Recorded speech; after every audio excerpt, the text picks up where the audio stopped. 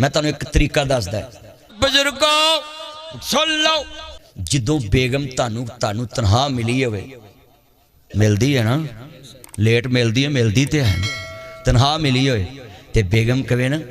आज मुझे पिज़्ज़ा खिलाओ उन्होंने कहे कोई बात नहीं डोंट वरी नो टेंशन मैं हाजिर 24 आवर हाजिर।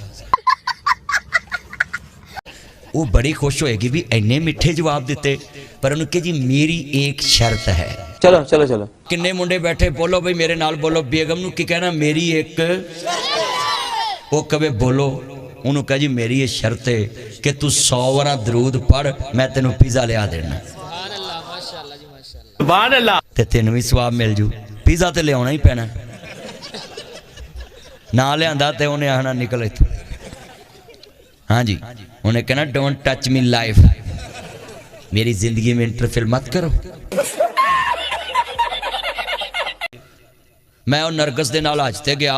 मैनू मौलविया ने गल्लां कीतियां लै अदाकारा नरगस नू हज ते लै गया मैं कहा मौलवी उतरे हो जे वो हज करे फिर भी तुहानू वारे च नहीं जे वो नचे तुहानू कल फिर भी वारे च नहीं तुसी है किहड़ी नस्ल दे जे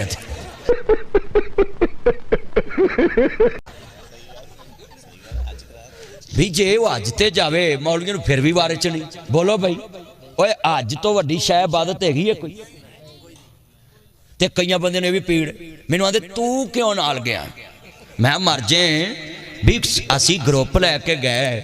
वो पता एडी नेक खतून हो गई है ताड़ी सोच मैं अगे बदगुमानी वाला मसला बयान किया है ना उन्हें साढ़े तो बहुता उत्थे कुरान पढ़िया अही मौलवी दावत खाते रहने हैं उत्थे भी मौलवी खान पीन लाई रखते हैं तो वह कुरान पढ़ती रही हजरत साहब जिन्ने मसले उन्हें मेरे को पूछे वो सारे बीबियां नूं मसले दसदी सी। अच्छा मत्थे तक उहदा स्काफ हुंदा सी मत्थे तक ते मैं वेख्या मेरे को भी एक जानमाज पई है पोली जी नहीं हुंदी जिहदे ते बह के नमाज पढ़ी गोडे गोडे नहीं दुखते वो जिहड़ी कट्ठी भी हो जाती है अफोम वाली उन्हें खरे किन्नियां नमाजियां ते औरतां नूं वो 2-2 हज़ार रियाल दी 2 हज़ार रियाल किन्ने दा बनदा इधर किन्ना बनदा 1,60,000 दे बनी जाते 1.5 लाख तेनू बड़ा हिसाब है तू 80,000 बिल तारना तेनू हिसाब ही है तू हिसाब लाउंदा पिया अल्लाह। अच्छा भी इन्ने बैठे 1.5 लाख रुपया बनता है मैं बिन दाऊद च गया ना उन्हें इन्नी ट्राली लोगों को भर के ना किसी को ठंडियां अखां लई लाउण वाली दवाई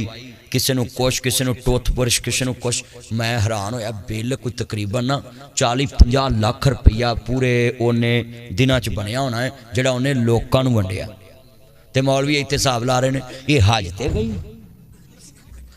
ओए मैं तुहानू कहना अल्लाह दा वास्ता जे तुहाडे बेली ने कल गुनाह किया होवे ते तुहानू कोई अज पुछे ना किवें दा है ते कहना भाई बहुत अच्छा है हो सकदा उन्हें घंटे बाद अल्लाह ने सुलह कर ली होवे